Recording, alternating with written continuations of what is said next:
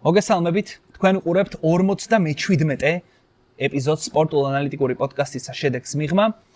ჩვენ კი ამ გადაცემის წამყვანები ვერა, მე კი, მაგრამ დღეს ძალიან სერიოზული დანაკლისით ვართ. ამიტომ ბექა ესართია ჩემთან ერთად. ბექა, ისე მოვიქცეთ, თვითონ არ გვინახავს ერთმანეთი. ამიტომ მოგესალმებით და მოგიკითხ. აი დღეს ეტყოდა ჰემს რო ყველა არ დახოიც.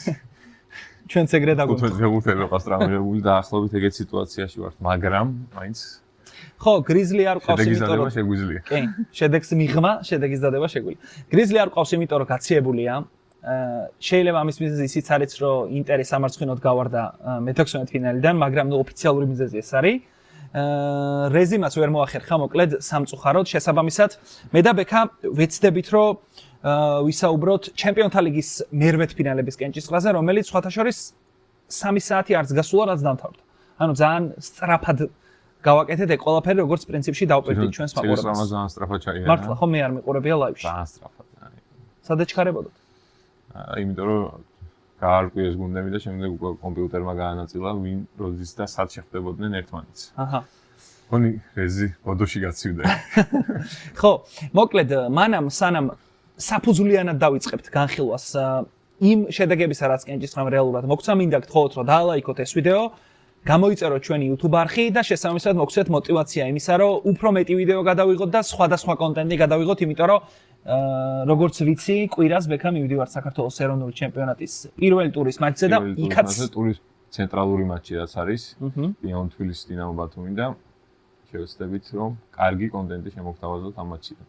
კი ბატონო, ამისთვის კი არა მხოლოდ YouTube-ზე, არამედ სხვა სოციალურ პლატფორმებზე შეგიძლიათ რომ გამოკვეთ TikTok-ზე, Instagram-ზე, Facebook-ზე და ასე შემდეგ. მანამ სანამ კენჭისყრის შედეგებს დავიწყებთ, ასე ვთქვათ, ანხილვას, მოდი მე-16 ფინალების გამორჩეულ მატჩებზე ვთქვათ 1-2 სიტყვით, იმიტომ რომ ყველაზე მეტად რაც გამეკვირდა მე პირადად იყო ის ინტერის გამოვარდნა და იუვენტუსი გალათასარაის რაღაცა სუპერ მატჩი, რომელიც თავისუფლად შეიძლებოდა რომ history books რო იტყვიან მან შესულიყო მისი ნიშნულობის გამომდინარე. ინტერსაც შეეხება სიმართლე გითხრა ლაუტარო ზამტროვის მერე არ იყო ეგეთი ცალსახარო მაგხელა სხვაობას დაატრიალებდნენ ჩემთვის პირადად და მით უმეტეს არასანაირად თამაში დაკარგული ქონდათ რა უყურებდი თამაშს და მთელი თამაშის განმავლობაში გააზრებული შეტევა, რაც დაალაგებული კომბინაცია არ ქონიათ. პირველი ტაიმი თლიანად რატომღაც აეწყო, რომ რადგან პიო ესპოსიტო იყო საჯარიმოში მაღალი ბურთი ეთამაშათ და მეორე სართულიდან გაეტანათ გოლი. იქ იყო დაივინგი, ასე გაპროტესტებული. ეგ უკვე ბარელას დაივინგი ტრადიციად იქცა ლამის. მოკლედ როგორც სწორად შეაფასეს რა ანდრიმ როგორც თქვა დღეს გუნდმა გაიმარჯვა და ბოდო ნამდვილად უკეთესი გუნდი იყო თავის თამაშის სტილით, მოითმინეს, ორი მომენტი დაიჭირეს და გაუტანეს ის გოლები. მართალია, აკანჯის ის შეცდომა არ ვიცი. იცი რა, რომც არ გაეტანა ბოდოს ეგ გოლი რა მოხდებოდა რა? არა, ეხლა უფრო სხვა სიტუაცია ამან შეიძლება ერთი გოლი გაეტანათ და რაღაც თამაში დამატებით დროში მაინც გადაიყვანათ თუ ძირითადში არ გავლენ, მაგრამ აი რაღაცა ფსიქოლოგიურად ჩამოშალა მაგ გოლმას. თუმცა ძალიან საინტერესო ნიუსი რაც არის მაგასთან დაკავშირებით, რომ ამ ჩემპიონთა ლიგის ციკლისთვის ბოდოს აუყვანია გუნდში ფსიქოლოგად ნორვეგიელი ჯარისკაცი, რომელიც ასწავლის და ავარჯიშებს ბოდოგლიტის ფეხბურთელებს, რომ მაქსიმალური წნეხის ქვეშ როგორ გამოიყენონ თავისი შესაძლებლობების მაქსიმუმი. და შვიდად იყვნენ შედარებით, ხო? ექსტრემალური და მაგ თამაშსაც ეთყობა რა, როგორ შვიდად თამაშობენ. თან ბოდოს მწვრთნელი უკვე 7 წელია რა ბოდოში მუშაობს და ეს სისტემა უკვე გამზარი აქვს მარტივი სტრაფი ფეხბურთით და მიდიოდნენ აქამდე დააფიქსირეს კარგი შედეგები ევროპა ლიგაზე, კონფერენს ლიგაზეც და შესაბამისად ეხა მართალია მოულოდნელია, მაგრამ ბოდოს საერთოდ კაი შანსი აქვს რომ მეოთხე ფინალს იზრდება. კი, როგორ არა, იმიტომ რომ სპორტინგს ხვდება და მაგაზეც ვისაუბრებთ, იმიტომ რომ ქოჩორაა სპორტინგში. რაც შეეხება ინტერზე მეც ვიტყვი რამდენიმე სიტყვით, მე პირადად ჩვენ მთელი სეზონის განმავლობაში ბექა ვამბობდით, რომ დიდ გუნდებთან ინტერი კარგავს თავის თამაშს. როგორც ჩანს თურმე დიდ თამაშების თამაში და ხო, აი მაგას ვაყოლებდი ეხა. გასაგებია რომ ეხა ბოდოგლიმტი ვერ შეედრება მაგალითად ატლეტიკო მადრიდს, ლივერპულს, ვისთანაც და არსენალს მაგალითად ვისთანაც ინტერმა წააგო თამაშები, მაგრამ აქ პრობლემა რაშიც იყო, ჩემი გადმოსახედან იყო ის, რომ ხელის გულზე გამოჩნდა, რომ კრისტიან კივი ჯერჯერობით არ არის გამოცდილი და მაღალი დონის სპეციალისტი, ხო, იმიტომ რომ სასტარტო გეგმა ძალიან ცუდი ქონდა. ეხლა მაგალითად გასაგებია რომ ფედერიკო დიმარკო არის სუპერ ფორმაში და არის სუპერ ფეხბურთელი, თუმცა როდესაც ერთი კონკრეტული ფეხბურთელი საჯარიმოში აწვდის 26 ჯერ ანუ ცოტა სიგიჟეზე და ეგ არის ჩრდილოეთ ირლანდია თამაშობს ეგრე. ეგეთი შემთხვევა რა მახსენდება, იცი, მანჩესტერი ფულემი იყო თუ სწორად მახსოვს 2013-ში ან 14-ში. 91 კროსი ჰქონდა მანჩესტერს. ვალენსია ყავდა მარჯვენა მცველად, ხო? აი ვისაც კი ბურთი მისდიოდა მაგ თამაში აბსოლუტურად და ვერ მოიგეს 2-2 დასრულდა თუ სწორად მახსოვს. და შესაბამისად მესმის რომ თამაშის რაღაც პონჩი აწყობა ასე ვთქვათ, იყო პიო ესპოსიტოზე სწორი, იმიტომ რომ ფიზიკურადაც მონსტრია და თავზე ბუნებრივია კარგად თამაშობს. მეორე ვარიანტი შეტევის გაგრძელებისა ჰქონდა ინტერს, ოღონდ ძალიან მცირე დროის პერიოდში, იმიტომ რომ მე უკვე ბოდოს ფეხბურთელებმაც დაამოყანეს. ანუ ხო, ეგ იყო ტურამზე გათვლა, ანუ რასაც ერთი რო შეაწოდება ესპოსიტოზე, ტურამზე გათვლა იყო ბექა ის რომ თუ დააკვირდებოდი, აი ზიელინსკი, რომელიც ძალიან კარგად მოქმედებს ხაზებს შორის რეალურად, ცენტრალურ მცველებს შორის გაჭრას ცდილობდა რა, ერთი რო აფსაიდში გააფუჭა მომენტი, ეგეთი მომენტები ცდილობდნენ, თუმცა ვერ მიაღწიეს წარმატებას და აი სიმონე ინძაგის გუნდისგან განსხვავებით ყველაზე კარგად რა ჩანს იცი ამ კიუს ინტერში რომ ფრატეზის ვერ იყენებს ეგრე სწორად. ხო, რაღაც იმისთვის თუ ჯოკერი იყო რაღაც თამაშებში, ამისთვის ჯერ კიდევ ის მომენტია რომ სწორად უნდა უპოვოს გამოყენება. მაგრამ ინტერეს პრობლემა ისიც იყო რომ იდეაში მაგათ თამაშობენ სულ გადატვირთული ცენტრით და სულ ცდილობენ რომ ცენტრიდან გაარღვიონ და ვერტიკალურად შეუტიონ რაღაც მომენტებში რა, სუსტად ის ხაზის გაჭრები და რაღაც, მაგრამ ეგ საერთოდ არ გამოვიდა. თუ ფლანგისკენ მიქონდათ ბურთი, რაც ინგლისური ძველი ინგლისური ყაიდის ბურთი იყო, უფრო ლონგბოლები, რაღაც ვიდრე ის რაც მართალია შეიძლება ისიც იყოს რომ ის ინძაგის ფეხბურთი ინერციულად გამოყვათ. რაღაც დონემდე მოვიდნენ და უკვე ის ფეხბურთი ის ინერცია უკვე დიდ თამაშებში აღარ მუშაობდა. ეგ არის ერთ-ერთი პრობლემა. ხო, ზოგადად ინტერს ძალიან აი მაგას ვამბობდი, ახლა რომ ლაუტარო პირველ რიგში, წინა გადაცემაშიც თქვი ეგ და ეხაც ვიტყვი რომ ლაუტაროს ზოგადად შეაქვს ქაოსი მეტოქის საჯარიმოში. და ეგ როდესაც გამოაკლდა, საწყე პირველ 15-20 წუთს რო უყურე რეალურად ტემპი რო არ ქონდა ინტერს, აი მანდ უკვე მიუხვდი იმას რომ პრობლემები შეექნებოდა. ერთადერთი რაღაცა დროის მონაკვეთებად რო დავყოთ ეგ თამაში, არის ის რომ ინტერს კარგი მომენტები და კარგი რაღაცა ტემპი ქონდა დაჭერილი პირველი ტაიმის ბოლო 10 წუთი მაქსიმუმ. ის ნეხი რომ გადალახა ბოდომ და ძალიან შვიდად გადალახა თან. აი, რა ვიცი, რამდენი ქონდა კოეფიციენტი იმას, რომ ეს ბოდოს ისა მეკარე რუსი ყვითლება არც გარშე დაამთავრა და თამაშს. ანუ არ გაყავდა დროს რა. რაღაცნაირად კარგად იცავდა ზღვარს ყვითელ ბარათსა და დროის ქონდა თქვია მაგას ალბათ. რა, რომ თავის შესაძლებლობების და თამაშის მეტად ჯეროდა, ვიდრე ინტერი ქაოსური იყო და ეგრეც დაამთავრა ეს ჩემპიონთა ლიგა. უბრალოდ განსხვავება რა არის, იცი? ეს ანუ ინტერი ტოვებდა როგორ გემოს, იცი? აი კრიზისში მყოფი გუნდები რო რაღაცა შედიან. ხო, არა. მე არ მინდა ვთქვა რომ ინტერ რაღაცა კრიზისში შედის, უბრალოდ ზოგადად ბევრი გუნდისგან მინახავს რომ აი კრიზისში გაიჩითა უცებ გუნდი და ვიტყვით რომ იცი რა, ეხა ბოდო გლიმტი კარგად იყო მომზადებული ამ მატჩისთვის და გავარდა. უბრალოდ საპირისპირო მხარე დავინახოთ, ეხა ეს არის ინტერი, ზოგადად ინტერი არის გუნდი, რომელიც არ დაგავიწყდეს შარშან გავიდა ჩემპიონთა ლიგის ფინალში და ვერ გახდა ჩემპიონი იტალიაში. ეხლა რიხინით ხდება იტალიის ჩემპიონი და უდიდესი ალბათობით ვერავინ ვერ წაართმევს მაგას, მაგრამ ჩემპიონთა ლიგაზე გამოვარდა ბოდო გლიმტთან და ანუ იტალიური ფეხბურთის რეგრესს შევხედოთ რა. იტალიური ფეხბურთის რეგრესი გონი ტოპ 4-ად უნდა ვაქციოთ ცოტა ხნით, სანამ ესენი საშინელი რეგრესი აქვს, ნაკრებსაც ეთყობა და ეთყობა რომ იტალიური ფეხბურთიდან დიდი ვარსკვლავი არავინ არ თამაშობს. არ თამაშობს რა თქმა უნდა. ყველაზე შედარებით მიკერებული იყო რაფა ლეაუზე, რომელიც იტალიური ჩემპიონატიდან, ხო, იტალიის ჩემპიონატი. რაფა ლეაუზე, რომელიც სამწუხარ ვეღარ აჩვენებს ფეხბურთს, რა ფეხბურთსაც აჩვენებდა და ზოგადად თამაშის სტილი ყველაფერი, ანუ ადრე ვამბობდით, რომ აი საჭადრაკო პარტია და რაღაც. იმ საჭადრაკო პარტია გოლი რო ვერ გადის, გონი უკვე პრობლემა ისაა, რომ დაცვა კი არ თამაშობს იმდენად კარგად, უკვე გოლის გატანა არის. კი, შეტევის სისტემაზე უფრო შეტევაზე უფრო ცუდად აისახება ვიდრე დაცვაზე, იმიტომ რომ გოლის გატანა არიციან. ესე ჭალებს ვთქვათ, რომ გოლის გატანა არიციან, იმიტომ რომ რაღაც 30 თუ 32 მატჩი არის 0-0 დასრულებული ამ სეზონში. წელსაშინელი სეზონია იტალიაში. ბოლო წლებში ერთ-ერთი ყველაზე ცუდი სეზონია. რეალურად კარგი იტალიის ჩემპიონატისთვის არის ის, რომ ატალანტა გავიდა. უბრალოდ ერთი გერმანულიდან ეხა ისეც ხდება, რომ რა ვიცი, მე პირადად ერთ-ერთ მოწინავე ადგილზე ვაყენებ მიუნხენის ბაიერნს და ძალიან მეჭო უბრალოდ თვითონ პალადინოსთვის არის კარგი ბექა ეგ ხა დორტმუნდის ბორუსიას ესეთ გამოცდილ გუნდს რომელიც სულ რამდენიმე წლის წინ ლიგის ფინალში ვიხილეთ ეგრე და უკამბექო ორი სეზონის წინ რეალ. ორი სეზონის წინ ხო რეალმა რომ მოუგო. ანუ PSG-მდე რეალი იყო ჩემპიონი ის რომელიც ბაიერნს მოუგო და ხო ატალანტას მოკლედ ქება და ქება იმიტომ რომ ჩანს აშკარად რომ რაფა პალადინო ძალიან საინტერესო მწვრთნელი.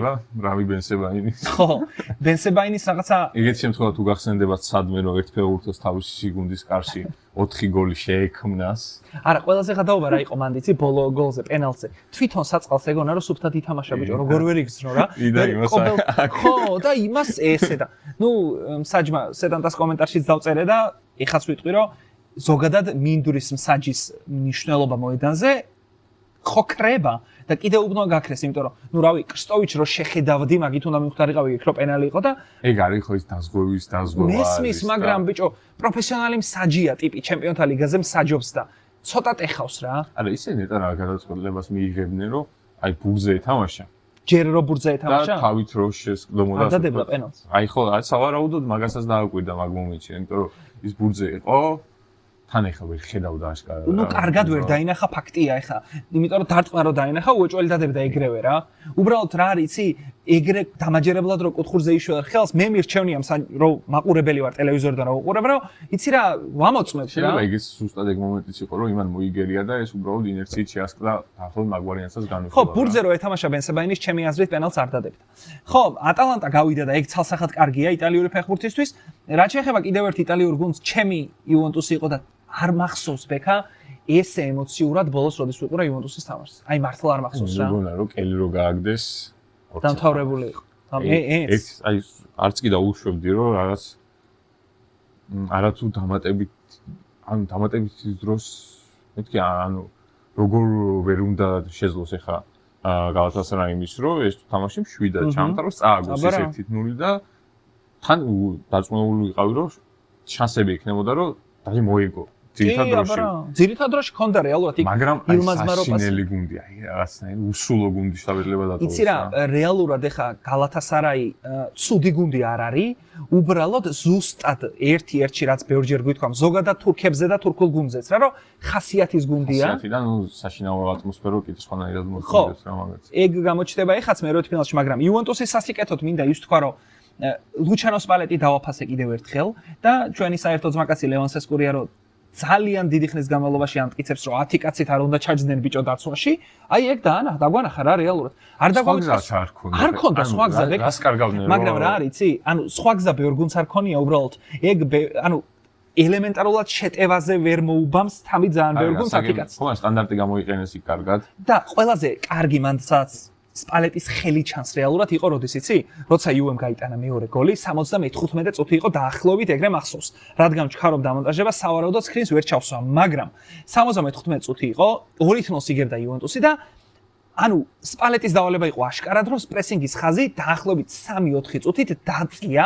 ანუ გალათასარაისაც უთხრა ხო ხტები ხა მე გიჟივით არ მოგახტები, დაველოდები რომ შენ ცოტა ხანი ბურთი აკონტროლო, მაგრამ შენ შეცდომებს უეჭველი გამოვიყენებ. ეგ მოხდა რეალურად. ცუდი ის არის რომ ჯეგროვამ გააფუჭა რაღაცა სასწაული მომენტი და ის ტურამის რეაქცია რომ უნდა გამეტანა. აი მაგრად შემეცოდა. ძალიან შემეცოდა. ადამიანურად შესაძლოა იყო და უბრალოდ რა არის, ძირითად დროში მეტი ვერაფერი შეიძლებოდა. ჯეგროვა სასწაული მომენტი. ეგ მომენტი როგორ ვერ გაგაქვერ ხდება, ნუ ანუ კოლომუანი ხო ფლეშბექი კოლომუანი ეგეთია ვაიბი დატოვა ეგ მაგ თამაშის ფლეშბექი წამიღო მადრიდში როცა რონალდომ გაიტანა პენალტი ბოლო წუთზე პენატიამ რო აიკიდა ეგ პენალი ფლეშბექი ემოციურად გულისხმობ ხო იმიტომ რომ რეალურად 3-5 ბურთიანი 5-2 დაკამბექება რეალურად რა ვიცი ისტორიაში 4 წელს გაკეთებული ძალიან ბევრჯერ იყო ამაზე საუბარი და არავის არ გაუკეთებია 10 კაცით და იუე იქნებოდა პირველი რა. ეგეც ხო პროგნოზირებადია რომ აი ემოციურად და ფიზიკურად 10 კაცით რო ეთამაშ დამატებით დროში გადაყავს. მერე კიდე შენ თავს უნდა დააჯერო ესეც შეგიძლია რაღაც და ერთი მომენტია, ერთი ფეხის დაცენა და უკვე წყალშია ჩაყრილი. ზუსტად ერთი ფეხის დაცენის მოხდა თან გატი ფეხი დაუწდა. წყალშია ჩაყრილი, შენი ეს 90 წუთის შრომა და ზუსტად ეგ დაემართა. სამწუხაროა იუე იმსახურებდა პირველ რიგში თამაშის გამო და მეორე იმ შემთხვევაში რომ აი გალათასარაი არარაუბა იყო. ხო, აი ეგ იყო რა. გალათასარაი რეალურად ჩემი აზრით როგორი გეგმით ჩავიდნენ, იცი რომ ესენი მაინც ვერ დაგვიქამბექებენ, ანუ რთულია რა, ამ იუვენტუსისთვის რთული იყო დაკამბექება ცალსახად. და ერთი ფეხის დაცენა ის უბრალოდ დასაფასებელი ასევე შეიძლება იყოს ის, რომ ბოლო წუთებში მაინც ჰქონდა მომენტი, ისევ ჟეგროვას რომ მეკარე მაუღო რა და დღეს დაიწერა რომ ლუჩიანო სპალეციან აპირებს იუვენტუს კონტრაქტის გახანძლივებას, ეგ ცალსახად კარგია რა ვიცი. ხო, აი ნეტი ეგ თქვა ზუსტად რა, ბოლო წლებში ამდენი წუთელი შევიცვალოთ, პროსტა ვინ დარჩა რომ ეხა იტალიურ ფეხბურთში ვიღაცა უცხოეთთან არ მოვა და მოდი დატო სპალეტი და ენდე და 1-3-4 ტრანსფერი გაუკეთე და მერე ვნახოთ რა იქნება. უესა აქ იმის შესაძლებლობა თქვათ რომ მოიყვანოს ვინმე ტოპ წვრთნელი? არა რა თქმა უნდა, ფინანსურად არა. მეორე შემთხვევა არის რომ ვინ წამოვა ეხა სერიაში, როცა იქ პრემიერ ლიგაში, ლა ლიგაში რაღაც ვარიანტები იხსნება. ელემენტარულად 4-5 მილიონით მეც თავაზობენ, სულ არაფერი. ანუ ის რო გრანდი ხარ და იუვენტუსი ხარ და ის გასაგებია, მაგრამ ფინანსურადაც ხო უნდა შევადაროთ, ეს ან ხალხის საქმეა რეალურად. ეგეთი წნეხი მიიღონ და მაგაში გამოსცადონ თავის თავი, ვიდრე ასე ვთქვათ, ცოტა მდორე გარემოში, სადაც ანუ ახთოვანება ძალიან ცოტა არის რა. ხო, იტალიაც ახლა რეალურად ხო ხედავ ბოლო წლებში ყალიბდება და დიდი ხანია ეგრეა პრინციპში იტალიური მწვრთნელების რაღაცა ადგილსამყოფელად. ახლა კივუ მაგალითად რუმინელია დროშით ხო, მაგრამ იტალიაში აქვს თელი ცხოვრება გატარებული. ანუ მწვრთნელი როგორც ასეთი და ფეხბურთელი საბოლოო ჯამში გამოცნილია იტალიაში. კაი ბატონო, მოკლედ ძალიან გამიხარდა კიდე ერთი ფაქტი, რომ თამაშის მერე US ჯგუფში ძალიან ბევრი სხვა გუნდის გულშემატკივარი შემოვიდა რა. ეგ პრინციპში ან UEFA ზოგადად ჰეიტინგი ძალიან ბევრს აქვს. ხო, დასარესპექტებელი თამაში იყო რა. ერთადერთი მანდ ვიტყვი რომ საჯის რაც არ მომეწონა იმას ვიტყვი, კელი გასაგდები იყო მეგობრებო, ვისაც ბევრი ამბობდა მაგას რომ იყო არ იყო და რეალურად ეგ გასაგებია რომ შეგნებულად არ დაახტა ეხა. შეგნებულად რა ვიცი, დეგენერატი უნდა იყო ეგ რო გააკეთო, ფეხკინა მოაძრო. უბრალოდ როცა ჩემი აზრით ყვითელი ბარათი რომც არ ქონოდა მაინც გააგდებდნენ, იმიტომ რომ ნუ დაირექტი მისცა. პროსტა ეგ არის რომ მესმის ზოგჯერ გაუცნობიერებლადაც ფეხბურთელი ისეთ ზიანს აყენებს ატოკეს რომ თამაშის წნეხს უნდა გაუძლო ეგ მომენტიც არის და კელის ინგლისში ნამდვილად ბორმუთში და ნიუკასლში მით უმეტეს იმ დროს იყო მაგორ გუნდში რომ ეგენ საერთოდ არ წყვიდავდნენ როგორც ეს არის ნიუკასლი რო აგერ მერვეთ ფინალში ვარდებოდა მაგ დროს და შესაბამისად ეგ თვითონ იუვენტუსის გამოუცდელი გუნდი არის. როგორ არა ბექა სკუდეტოც კი არა აქვს ბევრ ფეხბურთელს მოგებული გუნდში. არათუ რაღაცა დიდი ტურნირი რა. ანუ იუემ ხო ბოლოს სკუდეტო მოიგო 4 წლის წინ, ხო 2021-ში და იმის შემდეგ წარმოიდგინე გამოსილება იგებს რაღაც მომენტში მაგ თამაშს ზუსტად რა. ზუსტად. ჟეგროვას რო გაეტანა ჩემი აზრით, ბრემერ შემოუშვებდა და პენალტამდე მაინც მიიყვანდა ჩემი აზრით. კაი, მე-16 ფინალებზე პრინციპში რაც ყველაზე საინტერესო იყო, ვთქვით, ხვიჩა კვარაცხელიას ჰქონდა ძალიან კაი მატჩი და გაიტანა გოლი, თუმცა აი PSG-ზე ახლა ვისაუბრებთ, იმიტომ რომ საერთოდ ცხრილი სათავეში ხო ორივე თამაში 10 გასი დარჩა. ხო, იქაც გაუგდეს ვიღაც. ნუ ეგ ფრანგული ორივე და არ გამოვიდა რომ ორივე თამაში დააკამბექა PSG. კი ბატონო.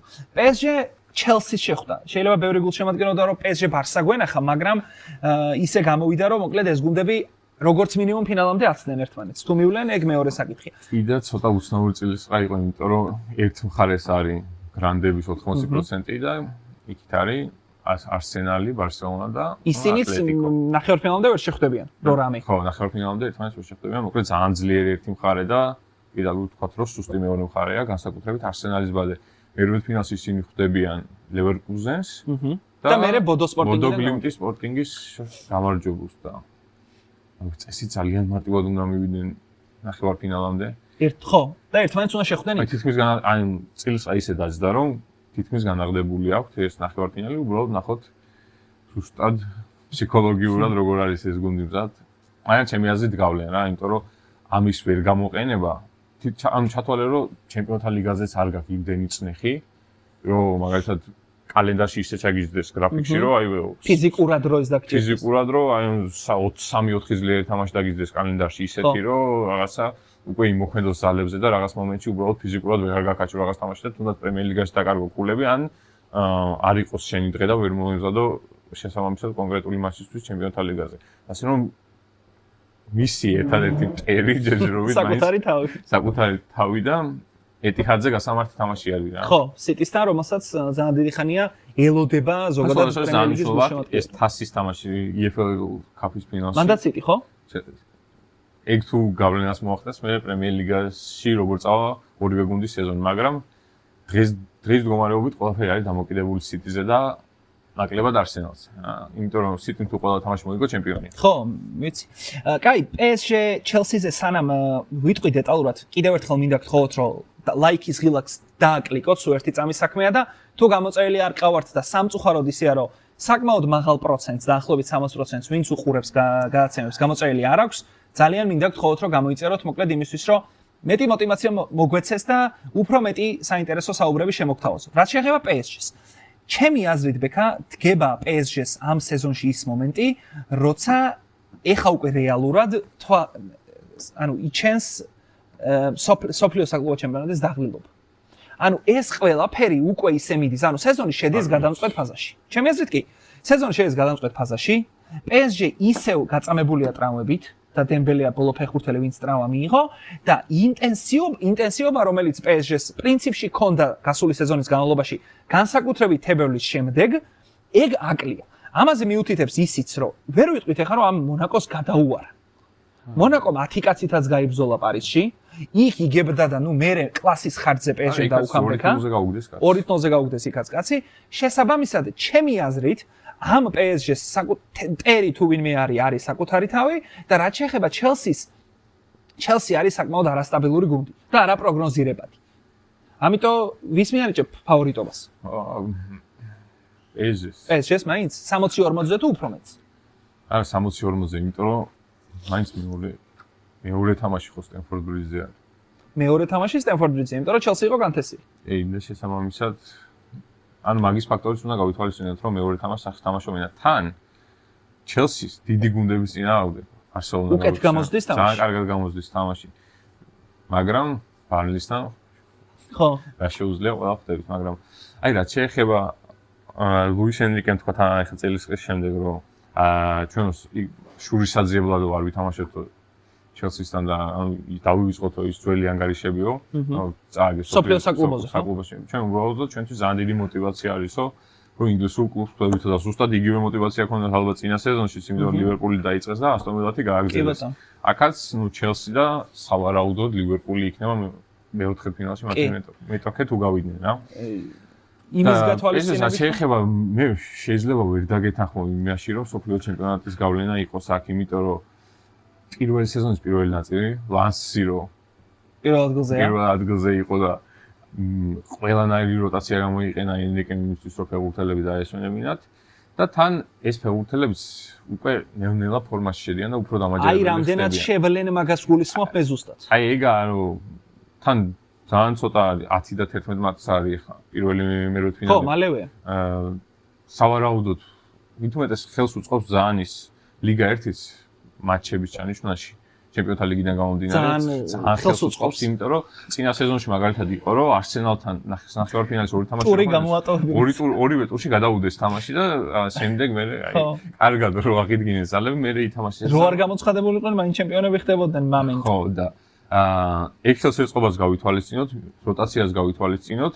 ერთადერთი ტრავმები არის ხო, მათი პრობლემა, მაგრამ იმასაც ვერ ვიტყვით, რომ ვინმე ელოდა, რომ უსმან დემბელე წინა სეზონში ეგეც ასწავლებს გააკეთა და ეგ იყო ცათვალე, რომ ბონუს პოინტი იყო მთელი გუნდისთვის. ნახოთ საინტერესოა, როგორ შეძლებს თითქმის ახლებურად მოუწევს თამაში. ეხლა, იმიტომ რომ მეტნაკლებად შესწავლილი არის ენრიკესის ტაქტიკები და ვისურვებთ, რომ ხუჭა კვარაცხელია თავის პოზიციაზე იყოს ამ თამაშებში და არ შეეწიროს ამ ტაქტიკას და მარჯვენა ფლანგიდან გავიგეთ, რომ შეუძლია დასვაში კარგად თამაში, მაგრამ შეტევაშიც კარგად თამაში. ხო, ეგ არის სათხოვარი, რომელიც ლუის ენრიკესთან დარწმუნებული ვარ, მთელ საქართველოს აქვს და არა მხოლოდ საქართველოს. ხო, მაგის პრობლემა რა არის, იცი? რომ ხუჩას ეს იმდენად კარგად შეუძლია, რომ რაღაც დაბალანსებული ფეხბურთელი იყოს. ბარკოლას ეგ არ შეუძლია. ხო, ბარკოლა ჰაბიტუსითაც კი არ შეუძლია ბექა რამეში დაბალანსებული იყოს. საერთოდ ბარკოლას იმედი რთული აქვს კონდეს, მიუხედავად იმისა, რომ ნიჭიერესია. ხო და ბარკოლას იმ პოზიციის მეტი დაფარვა არ შეუძლია, როგორც ჩანს და გამოჩნდა. ხო, არ შეუძლია, ფაქტია, რომ არ შეუძლია და ხვიჩა ეხა პენალტი მოიპოვა მონაკოსთან. სავარაუდოდ ისევ იგივე პრინციპი იქნება, ბევრჯერ შეიცვლიან ფლანგებს და სულ ძალიან დიდი ვარიაცია იქნება PSG შეტევაში. კი ბატონო, გალათასარაი ლივერპული იქნება კიდე კარგი თამაში იმის გათვალისწინებით, რომ პირველი თამაში არის სტამბოლში და მეორე თამაშის წინ შეიძლება შეიქმნას ისეთი სიტუაცია, რომ Anfield-ზე კამბექის სუნი დადგეს, იმიტომ რომ გალა სახლში და გალა გასვლაზე სხვადასხვა გუნდები. თან ერთხელ მოუგო გალა უკვე. ხო, ამ სეზონში ხო?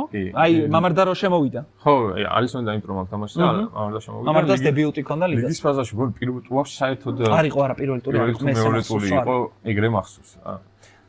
ერთ-ერთი მახსოვს რომ ადრინდელი თამაში იყო. ხო და აქაც შესაძლოა ის ვარიანტი. ანგარიშების გასწორების. ხო. და მით უმეტეს ლივერპული რაღაც ცოტა გამოცოცხლება იგრძნობა ლიგაში. მეორე ტური ყოფილა. აი, თან ხო ადრინდელ ფაზაში იყო, ეგრე მახსოვს. ახლა საინტერესოა, სხვადასხვა ეხა იყო იმის სლოტს ქონდა ინტერვიუ Via Sport-თან. ნახე, ხო. Via Play-სთან. რომ 450 მილიონია დავხარჯეთ, მაგრამ ჩათვალეთ, რომ აგინა 250 გამოვიყენეთ და ანუ ის 200 მილიონი ისაკი. სხვა შორის მამარდაც ხსენდა მაგ იმაში. ხო. სხვა შორის ძალიან არ მომეწონა როგორც ხსენდა, იმიტომ რომ ჩვენ 35 მილიონად სათადარიგო მეკარე ვიყიდეთ. ხო. როცა ალისონი ყავს ცოტა დიდ ეჭვებს არჩენს იმ შემთხვევაში რომ მამარდას შესაძლოა ლივერპულიდან წასვლა მოუწიოს მომდევნო სეზონში, იმიტომ რომ თვითონაც პირველობა უნდა გასაგებია და მისაღებია, მაგრამ სავარაუდოდ ის დაპირებები, რომელიც ჭორად თუ არაჭორად, რომელიც ვიცოდით ჩვენ რომ გაიცა რომ ალისონი ერთი სეზონის შემდეგ დატოვებს ლივერპულს და კარი გახსნილია მისთვის რომ აუცილებლად პირველი ნომერი იქნება ლივერპულის და როცა სეზონის ამ ფაზაში მწვრთნელი ამბობს რომ ჩვენ სათადარიგო მეკარე ვიყიდეთ. ეგ ჩემი აზრით მისთვისაც რაღაც კითხვის ნიშანს, ძალიან ბევრი კითხვის ნიშანს გააჩენს. და რაღაც სიგნალი შეიძლება იყოს. შესაძლოა. იცი რა, ერთის მხრივ ალისონი როდესაც ყავს ძირითადი მეკარე, სათადარიგო მეკარე უწოდო, ცოტა რთულია, იმიტომ რომ ძალიან ტრავმირებული, ანუ ტრავმებს იღებს ხშირად ალისონი რა, თუმცა აი მაინც არ ვიცი, მიუხედავად იმისა, რომ ძალიან მომწონს ახლა მამარდა რომ გრანდში ირიცხება, ინგლისურ გრანდში. პირველი ის რომ სათამაშო პრაქტიკა რაც ჰაერივით საჭიროა და მეორე ის რომ რაღაცა მაინც არ მგონია ინგლისურ სტილთან შესაბამისი გიორგი მამარდაშვილი რა. ამდენი სკამზე ჯდომაც სხვანაირად უკვე მოქმედებს. აბა რა. მით უმეტეს მეკარე ისეთ პოზიცია სულ თამაშობ ან არ თამაშობ. რა თქმა უნდა. აი, გასაკუთრებით ისიც იყო გასაკვირი რომ ბრაიტონთან არ ათამაშა FA Cup-ს. ხო. ანუ ეს რაღაცა ძალიან ბევრი უარყოფითი სიგნალი მიდის იქითკენ რომ შეიძლება ზაფხულში უნდა განიხილავენ პირველი მეკარე და ალისონი დარჩება? მე ვფიქრობ, რომ ზაფხულში უბრალოდ ბექა თუ ალისონი არ წავა, გიორგი მამარდაშვილი იფიქრებს წასვლაზე. უბრალოდ ესე მგონია რა. მან ორი ვარიანტია, თუ წასვლაზე იფიქრებს. თუ ისევ არ ვიცი, მაგრამ შეთანხმება როგორ იქნება, რომ აი ალისონი ერთი სეზონიც და წავა და შენი. მაშინ ჩემი აზრით აუცილებლად პრემიერ ლიგის რომელიმე კლუბში უნდა ითამაშოს. ესე იგი ამ შემთხვევაში არენდით თუ წავა მას ამბობ შენ. არ გამოვრიცხოთ ტრანსფერიც, იმიტომ რომ აი ნახე ახლა გეტყვი. იუვენტუსი მეკარის ძიებას იწყებს, ინტერი მეკარის ძიებას იწყებს და შესაბამისად იტალია ასე თუ ისე მაინც შესაბამისი მგონია მამარდაშვილისთვის რა და არ გამოვრიცხოთ მოდი რომ იტალიურმა გუნდებმა ფასის გადამწყვეტი არის 35 მილიონად იყიდა. ხო, მაგრამ 35 მილიონი გადაიხადა შენ ფეხბურთელში, რომელიც 2 წელია სკამზე გიზის. 1 წელია ხო? ეს ერთი არენდით იყო იმაში რა ქვია, ვალენსიაში. ხო, ნუ ერთი სრული სეზონის სკამზე, რა ვიცი 20 მილიონად ან შეიძლება არენდით და მერე გამოსყიდის ვალდებულებით ან რაღაცა მსგავს. მოკლედ ძალიან საინტერესო кейსი იქნება ეს საფხულის სატრანსფერო ფანჯარა მამარდასთან მიმართებით ხო რა. კი ბატონო. კიდევ ერთი ალბათ კი არა და უეჭველი სუპერ დაპირისპირება რომელიც მერვედფინალზე მოგვიტანა არის რაც პრინციპში ტიბო კურტუა მიცოდა. რომელიც ყელში მოგვივიდა. სიტი რეალი უკვე როგორი დაპირისპირება იცი? აი წინა თამაშები რო ერთმანეთში გერევა რა. სუსტად ხო ეგრეა. ამიტომ თორსო წინათ მე-16 ფინალში შეხვდნენ რა, იმ პლეი-ოფის ნოკაუტ ფეიზში შეხვდნენ ერთმანეთს. აი ნახე ხა უბრალოდ თარიღებით რო გადახედო 2022-ში, 23-ში, 24-ში და 25-ში ეს გუნდები ერთმანეთს შეხვედრილნი არიან. გაგენი ამბობდა რომ დღეს წესის მერე რომ რაღაც საიჭო დამთხოვა არისო ყველა სეზონში რომ სიტის ხდებით. ტიბო კურტუამ თქვა კიდეც ზედ ბენფიკას მატჩის შემდეგ რომ აქ სასაუბრო ბევრი არაფერია, კენჭისყრას საერთოდ რატო ატარებთ? ჟანრის კლასიკა იქნება სავარაუდოდ ის რომ ისევ სიტის შევხვდებით. მაგრამ ძალიან არ გვინდა რომ სიტის შევხვდებით. არ მგონია ეხლა ამ მდგომარეობაში მყოფ მადრიდის რეალს უნდოდეს სიტისთან თამაში იმის გათვალისწინებითაც რომ აქ უკვე მეორე თამაში არის ინგლისში. რაც როგორ იყო მეორე თამაში იყო ინგლისში. აი ჩავხედოთ აგერ გახსნილი მაქვს ყველაფერი. აი ვინისიუს როდრის ბანერი. არა, მადრიდში იყო ბექა წინა თამაში. ხო, ვინისიუს როდრის ბანერი გამოუფინეს და დასცინეს სიტის ბანერი. ხო. ხო, პირველ თამაშს 3-2 მოიგო იმაზე. რეალმა, ეტიჰადს. და იქეთ 3-1 მოიგო. ანუ წინა სეზონში რეალმა გააგდო. უბრალოდ რეალში, ლივერპულზე რისით ხა მინდოდა, იცი? და რეალს მივაბა მე ძალიან ლოგიკურად რა. ლივერპულის ფორმაზე შენ რო თქვი მოფერიან და ცოტაო. ჩემი აზრით ლივერპულმა ძალიან კარგად და პროფესიონალურად მიუდგა საქმეს იმაზე, რომ იმ კრიზისულ პერიოდში სლოტი არ გააგდო ბექა. და შესაბამისად მისცა სლოტს დრო იმისა, რომ დაალაგებულიყო რა სიტუაცია. ლივერპულის სტილიც არ არის ეგრეთ წონელების შეცვლა. იცი რა, რეალის სტილიც თითქოს არ არის, მაგრამ რეალმა სტილი არის ზუსტად. კი, მაგრამ სეზონს მაინც ამთავრებინებენ ხოლმე ბექა, ხა ანჩელოტის მაგალითად. ეხა ანჩელოტი სიმხელა ლეგასი აქვს, ხო ვერ გააგდებდნენ. ხო, ამიტომ რეალს იმიტომ მივაბი ხა ეს რომ აქვე არ გამოჩნდეს ის რომ ალონსოს გაგდება შეცდომა იყო. მე მაგალითად შეცდომა ვთვლი მაგას, იმიტომ რომ ეხა უკვე მივადექით იმას რომ პეპ გვარდიოლა ალვარო არბელოას წინააღმდეგ სამსელო დუელი რო ვთქვა, ხო? სასაცილოდ ჟღერს. ძალიან წინა. ძალიან ანუ როგორ შეიძლება ეგ განსაზღვრო რა? კილომეტრები წინა. რამდენიმე 1000 კილომეტრი წინ არის. თან ისე წინა სეზონში ხო ოჯახური პრობლემები ჰქონდა გვარდიოლას სოლირო დაშორდა. შესაბამისად, აქ სიტუაცია და პრობლემა ჩემი აზრით ისიც არის, რომ მუდმივი ტრამვირებული ფეხბურთელები ყავს რეალს და ეგ ვერაფრით ვერ დაალაგა. ჯუდ ბელინგემი არ იქნება ეგ ვიცით? ხო, როგორც იწერება ბაპე დაბრუნდებაო, მაგრამ ბელინგემი ძალიან დიდი ეჭვიშკოშაა რომ მერვე ფინალი თამაშობს. პლუს ეხა ის დაემტვრათ. რაულ ასენსიო. ხო, თან ძალიან სერიოზული შეჯახება, მაგრამ მე მგონი სერიოზულ ტრავმას გადარჩაო. მე ესე მაგრამ მაინც ხანგრძლივ პერიოდს გამოტოვებს. ყველაზე დიდი პრობლემა რეალს აქვს დაცვის ხაზში. ან ჯამრთელი ფეხბურთელი არ ყავს.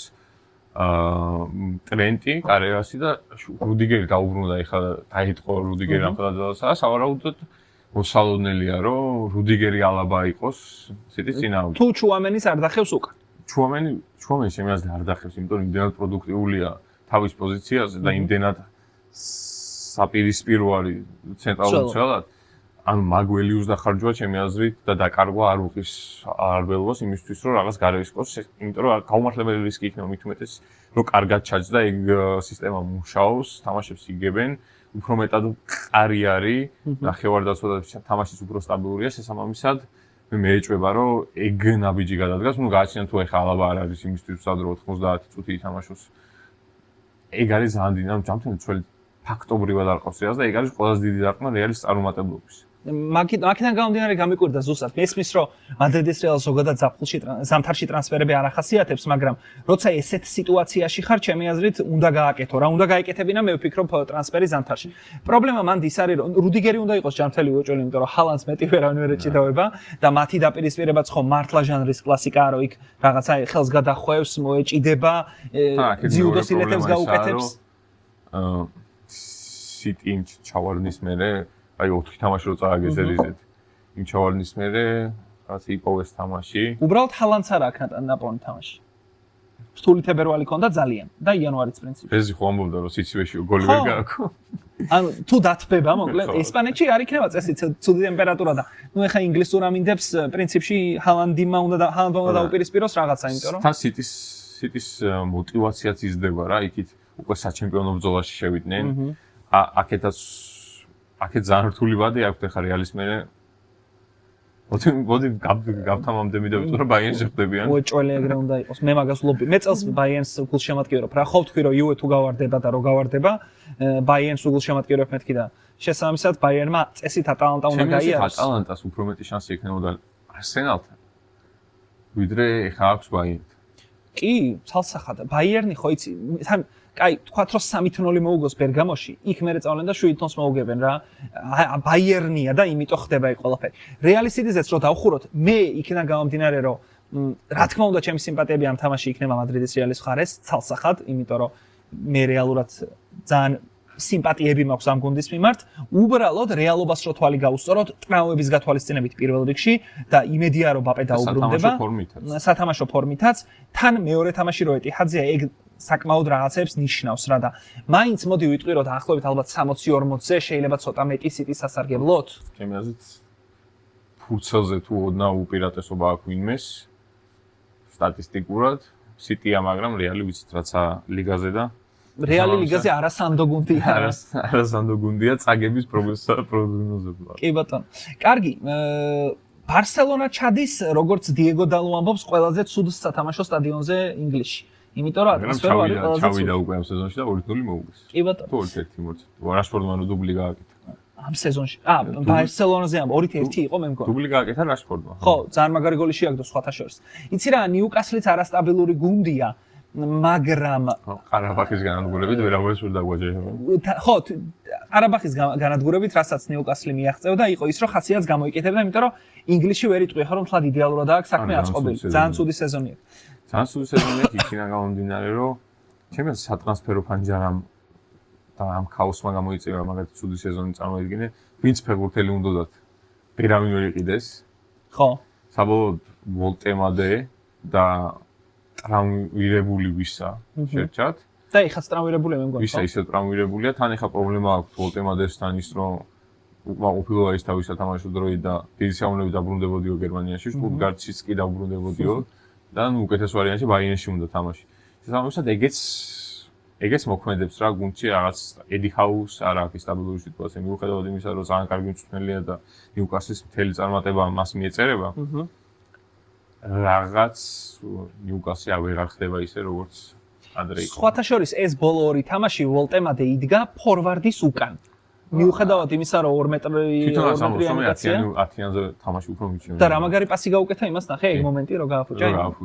მერფი თითქმის ასისტია. ხო, უბრალოდ ვოლტემადე ეგეთი ტიპია რა მიუხედავად იმისა რომ ძალიან მაღალია, ძალიან კარგად ფლობს ასე ვთქვათ პასის გაკეთების კულტურას და ნახოთ ბარსელონას წინააღმდეგ რა გამოვა. აი რაც შეეხება ბარსელონას ჯერ სანამ იქამდე მივა მიდვიქსზე აქვს სუპერთასის თამაში ატლეტიკო მადრიდთან რომელიც წაგებულია 4-0. თვითონ ბარსელონაზე ის თქმა შეიძლება. ცუდი ის არის რომ დე იონგი დაემტრა, კარგი ის არის რომ პედრი დაუბრუნდა. ამ ორიდან რომელი უფრო მნიშვნელოვანი ფეხბურთელია, მაინც ალბათ პედრისკენ უნდა გადავდგათ. მაგრამ ნუ ალბათ ბერნალი დადგება დე იონგის პოზიციას. ზოგადად ბარსელონა ჩემპიონთა ლიგაზე მიჩვეულნი ვართ რომ ამ ეტაპებს გადის. რაფინიაც კარგ ფორმაში უნდა გავდეთ ხა იგი მაგაზე ძალიან ბევრი ადამიანი. და იამალიც ბექა. ბოლოს როდის ნახე რომ იამალს რაღაცა სუპერ მატჩი ჰქონდა, როგორც მაგალითად გასულ სეზონში ინტერთან. იამალს აქვს როგორი სეზონი, იცი ზევითხოვით, იქ რამდენიმე თამაში ზედიზედ man of the match-ი მოიგო, მერე ისევ ჩავარდა თითქოს. ატლეტიკოსა ვერაფერი ვერ ქნა. ხასიათზე არის ახლავით. ეგ ხასიათური ფეხბურთი არის იამალის. აი, რა თქმა უნდა, უდიდესი ტალანტია და შეუძლია სასწაულები გააკეთოს. ის გოლის კარგი გაიტანა, ნახევარ მაკრატელა რა. მაგრამ ანუ ის სტაბილურობა და ყველა თამაშში რომ ახტოვანებული იყავი რომ არა მაგარ რაღაცას აკეთოს. ეხლა ცოტა მინელებულია, შესაძლოა თავისი ცხოვრების სტილიც მოყვება ამ ყველაფერს, ის სკანდალები, რაღაც დაშორებები, სუპრესაში თავარი ჰედლაინერი იყო და სამწუხაროდ არა ფეხბურთით. ხო. და შესაბამისად რა ეგ ნაწილიც, რა თქმა უნდა, ძალიან დიდ გავლენას ახდენს, იმიტომ არ დაგვრჩოს 18 წლის არაჯერ და უკვე ნუ მოვთხოვთ ისეთ ფეხბურთელის რაღაცებს 30-32 წლის ტიპები რო არიან ყველაფერი მოგებული, გამძლარი და ჩამოყალიბებულები. ჯერ კიდევ ძალიან ბევრი რამე აქვს დასამტკიცებელი იმას მიუხედავად იმისა რომ უდიდესი ტალანტია და ყველაფერი შეუძლია მოედანზე რო გააკეთოს. მიუხედავად იმისა რომ ერთი ხელის გაწვენაში იყო კროსბურთთან, ამ ტიპს ძალიან ბევრი რამე აქვს დამტკიცებული, იმიტომ რომ ვისაც რაღაცა აჩრდილში მაინც ადარებენ გულისხმობ ლეო მესის. ლეო მესის სიდიადა იმით გამოიხატება პირველ რიგში რომ ეგ ტიპი 20 წლის განმავლობაში იყო დიადი და ერთი კარგი სეზონი ბუნებრივი არ ნიშნავს იმას რომ მაგ კროსბურთმაც იმაზე ძალიან ცუდი საქმე გაუკეთა რაღაც. იმიტომ რომ მეგონი მოგებული ეგონა ბექა. ჯერ ერთი მოგებული ეგონა, მეორე ჩემი აზრით არ იმსახურებდა რომ რაფინიაზე წინ ყოფილიყო. ცალსახა. და შესაბამისად ეს ყველაფერი 18 წლის ბავშვზე ძალიან სერიოზულად მოქმედებს იქიდან გამომდინარე რომ ფაქტია მას არ ყავს ისეთი კარგი მრჩეველები, ისეთი გუნდი რომელიც თვითონ ფეხბურთს დაამენეჯმენტებს. კი ბატონო. ხო, სხვათა შორის ეხა ედო ინსტაგრამზე რამდენიმე დღის წინ რომ ანუ შავი ფონი იყო და ედო რომ როგორ მინდა ის ვიყო, ვისაც ვინც ყველას გონივარო თუ რაღაცა მსგავსი რა და რაღაცა ფსიქოლოგიური პრობლემები ხო არ აქვს სკოლა მინიმალს ამაზე დავფიქრდი. ბოლო პრინციპში რაც უნდა განვიხილოთ ბექა და ნელ-ნელა წავიდეთ დასასრულისკენ არის დიეგო სიმეონეს და იგორ ტუდორის ჯახი და მანდ არბელოა გვარდიოლაზე დიდი დაშორება შეიძლება არ იყოს, მაგრამ ნაკლები არ არის რა, იმიტომ რომ გამოცდილებითაც და კლასითაც და მოკლედ ყველაფრით ძალიან საშიში ჩანს ჩემი აზრით ატლეტიკო ტოტენჰემის თვის, იმიტომ რომ რავი ტოტენჰემს ახლა ჩემპიონთა ლიგისთვის როგორც ძალიან მითხარი ვარდება პრემიერ ლიგიდან და ატლეტიკოც მე მაინტერესებს იგორ ტუდორს ისთვის ძალიან. მე მაინტერესებს იგორ ტუდორი რატომ მიიყვანეს და როგორ ანუ ვინ ჩამოაგდო ან ხო იყო რაღაცა ისხმენ და ხო აი იგორ ტუდორზე როგორ ეს მაგარი ვარიანტია რა ის ალბათ. ტიპი რომელიც 3 თვის წინ გააგდეს იუვენტუსიდან და იქამდე ყველა გუნდიდან გააგდეს. ანუ ყოველად თან გამოუცდელი. ისიც ვერ გააკეთა. ყველა გუნდში პირველ თამაშს რო იგებდა წააგოთ. ნუ ეხლა ტოტენჰემში უნდა მომხდარიყო ეგეთი რაღაცა ფეილი, თორემ მეტი სხვაგან სად მოხდებოდა.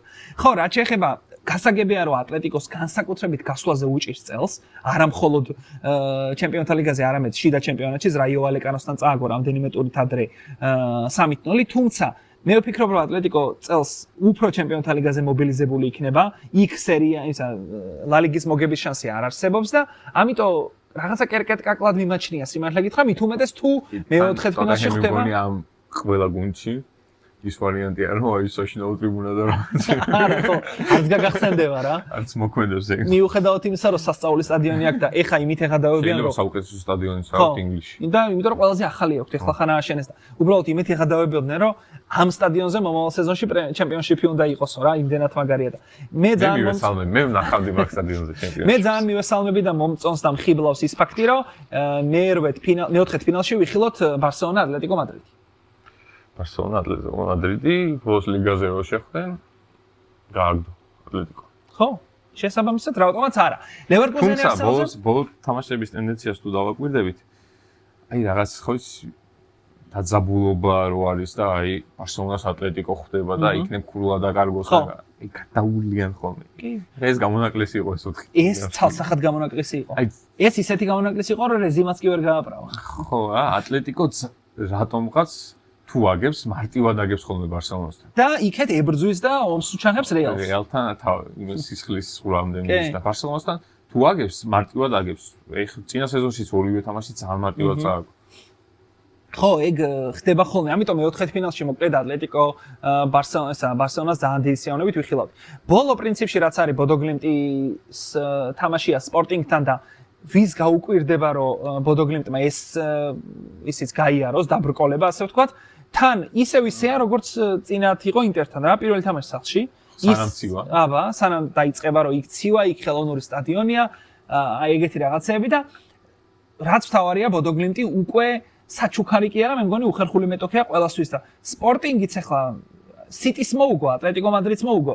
ატლეტიკოს მადრიდში მოუგო თან ინტერს ორივე თამაში და იქას ვეუბნებოდი წეხან რომ მოვდიოდით იუვენტუსთან თუ გახსოვს ბექა ბოლო წუთებზე რომ მოუგო ბოდოგლიმტმა იუვენტუსმა რომ მოუგო ბოდოგლიმტს რა მაგ თამაში ერთადერთი მიზეზი რატომაც ბოდოგლიმტმა ნორვეგიაში მოუგეს მაგ თამაშის წაგების მიზეზი იყო ის რომ ბოდოგლიმტს ანუ საკუთარ კალენდარში ჩაიხედეს ტიპებმა და ნახეს რომ ეხა ვეთამაშებით სიტის მერე ატლეტიკოს და ვისთან ამ სამიდან ვისთან უნდა გავხსნათ თამაში თუ არა იუვენტუსთან რა თუ გახსოვთ და თუ უყურეთ მაგ თამაშს როდესაც გაათანაბრეს პენალტით გიჟებივით მირბოდნენ წინ ანუ მოგება უნდათ რა იცოდნენ რომ სიტი და ატლეტიკოს მოუგებდნენ ბოდოსთან ის არა სეზონი არა აქვთ ისვენებენ გემრიელად ისვენებენ ან სხვა არაფერი საქმე არა აქვს ვარჯიშობენ და თელი დატვირთვით ემზადებიან იმ ერთი კონკრეტული თამაშისთვის ეგ ვიღაცებისთვის შეიძლება ძალიან მინუსი არის რომ ტონუსიდან ვარდება მაგრამ როგორც ჩანს ბოდოსთვის ეს საერთოდ არ არის პრობლემა და უფრო კარგად კონცენტრირდებიან ერთ კონკრეტულ მატჩზე თან ის სამხედროც ყავთ და ფსიქოლოგიურად ახლა მოამზადებს ჯარში გააგზავნა შეიძლება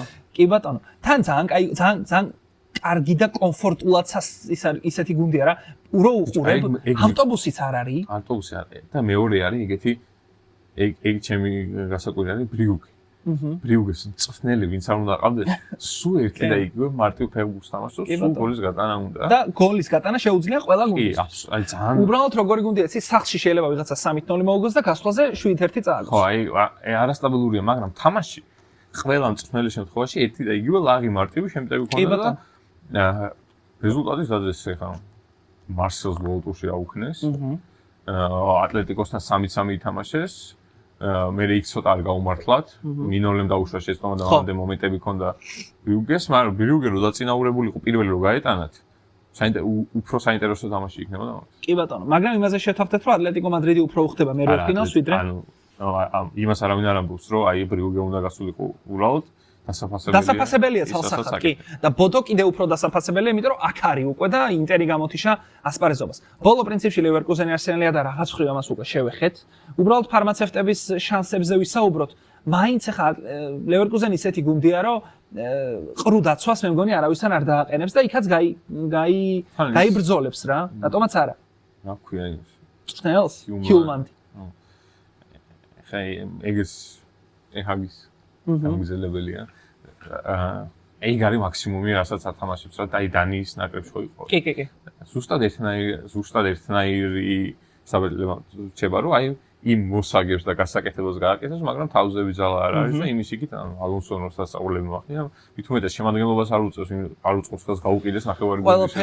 ყველაფერი გაუყიდეს და შიკი დარჩა მარტო და გრიმალდო. ეს ორი კაცი დარჩა პრინციპში, ვინც მაღალ დონის ფეხბურთელად შეიძლება ჩაითვალოს. ხო, ანუ ჩემი აზრით ძალიან მარტივად მოუგებს არსენალი, მithumetes რომ მეორე თამაშს ეტიჰადზე თამაშობენ. მისთვისვე ჯობია არსენალს რომ მარტივად გაიაროს. ეხლა აქაც რო დაკამბექება და ის მოუწიოს, ძალები არ უნდა იმასქნას.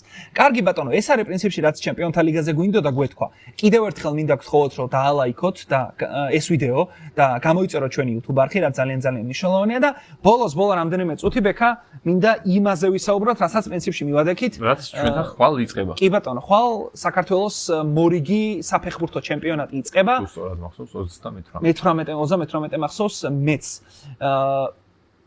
იბერია ხსნის და სამწუხაროდ გულშემატკივრები. დებიუტანტი და ჩემპიონი. კი ბატონო. გახსნის ამ თამაშში. ყიბულის მეშახტე, ხო? ყიბულის მეშახტესთან.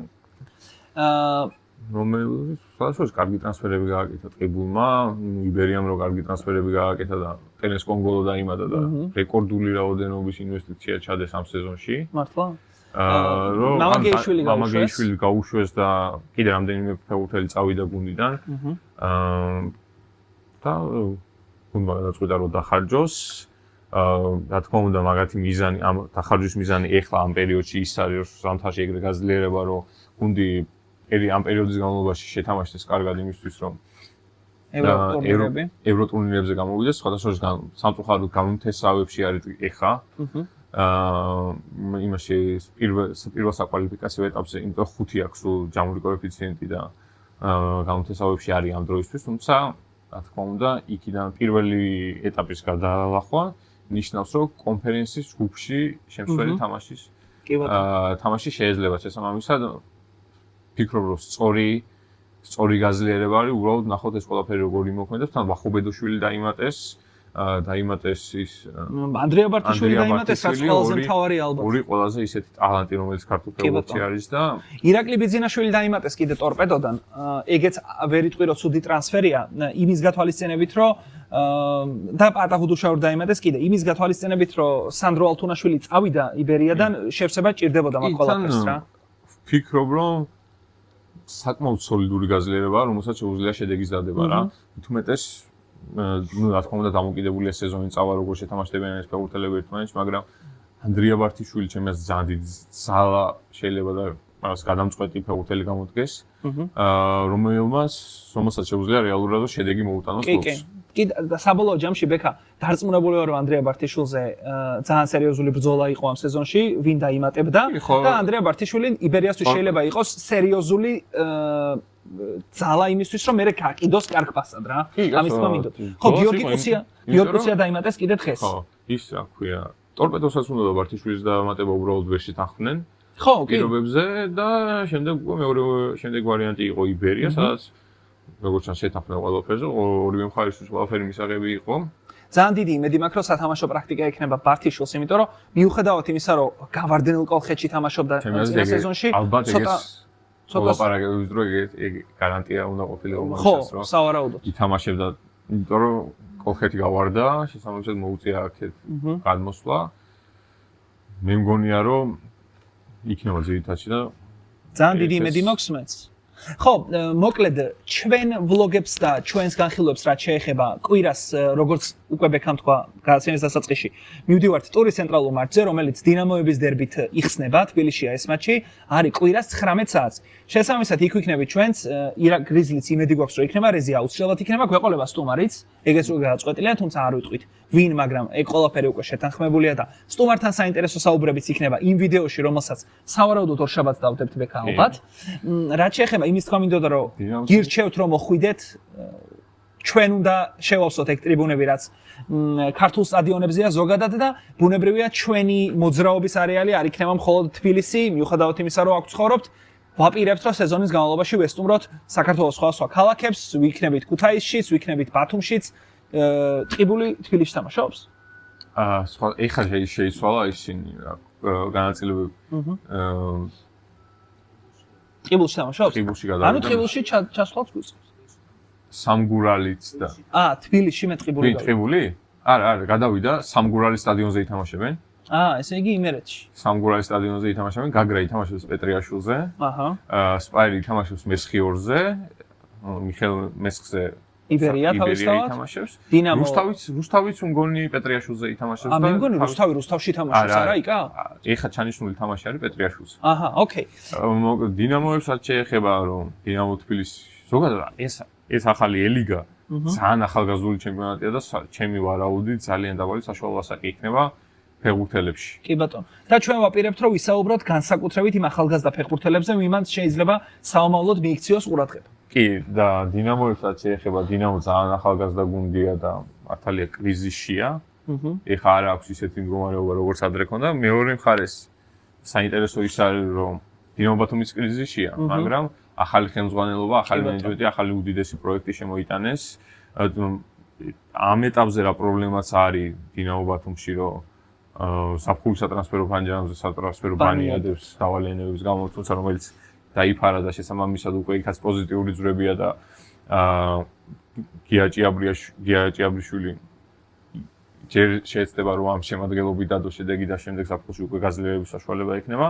მოკლედ საინტერესო ეროვნული ლიგა გველოდება და იმის მე მინდა ესეთი რაღაცა მინდა გითხრათ რომ ეროვნული ლიგა თუ დღეში როა რაღაც ვალდებულება ჩვენს გვაქვს, იმიტომ რომ ეროვნული ლიგით დაინტერესება არ იქნება, თუ ჩვენ დაინტერესება არ იქნება მის მიმართ, თუ არ მივედის სტადიონზე.